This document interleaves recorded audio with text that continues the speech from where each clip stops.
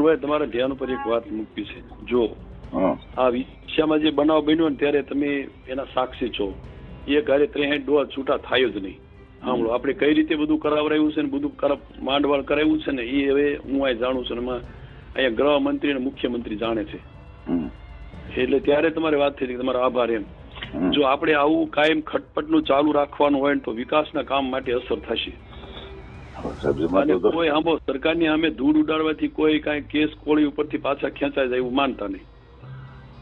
હવે તો જે થાય હવે તો આવડા કરે એમાં હું કરી દઈશ. ના ના, તમે તમારા સપોર્ટ થી આ બધું થાય. સાંભળો, કરશે એમાંથી બગડવાનું. સાંભળો, એમાં મને કાંઈ રાજકીય નુકસાન નથી થવાનું. મારે 2.5 વર્ષ લોકસભા ચૂંટણી લડવી જ નથી. પણ એમાં હું તમને મનભાઈ તમારા ધ્યાન ઉપર જ ખાલી તમે ભલે ને કરે એમાં મને વાંધો જ નથી. મારે શું કરવાનું? પણ હું હાથ ઊંચા કરી લઈશ ને એટલે સાંભળી લીજો તમે. સરકારની અમે ધૂળ ઉડાડવાથી કાંઈ ન થાય. અહીંયા આપણે એવી તો આવડા ઓલું ધારાસભ્ય અત્યારે વિરમગામમાંથી એવી તાકાત તો આપણી પાસે નથી ને. હવે આ લોકોને કેસ પાછા ક્યાં ગયા? ના ના, હા પાડો. અને તમે ત્યાં સંમેલન કરો કે મારી અમે ધૂળ ઉડાડો એટલે કેસ પાછા ખેંચાય એમ માનો તમે? સંમેલન એના માટેનો રસ્તો હોય. બાકી તમે સરકાર અમે ત્યાં ધૂળ ઉડાડશો એટલે પછી કેસ પાછા નહીં ખેંચાય. પછી સરકારમાં જે સરકારે કરવું કરે હું ત્યાં ભાગી નહીં લઉં, રસે નહીં લઉં. થતો જ થવા દે. આમાં કોણ રસ લેતો?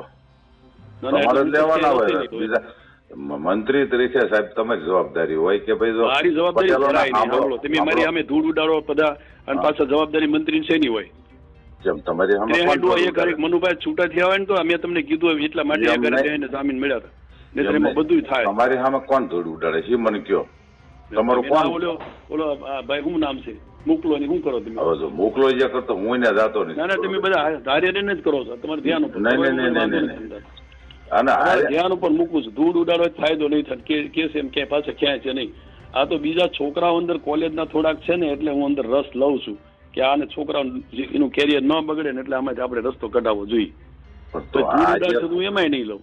આ તે આ ગુનાકીય પ્રવૃત્તિમાં હું તમને કોઈ 307 ને લગાડી તો 307 કયા પોલીસ હજી બાકી પગલા લેવડાવવાનું. બાકી તમે આમે ધૂળ ઉડાડવાનું શરૂ કર્યું એટલે એમાં કઈ નહીં થાય.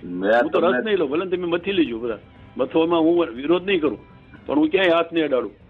મેં તમને ત્યારે કીધું હતું કે આ 307 પોલીસ વાળાને તમે કરો પોલીસ વાળા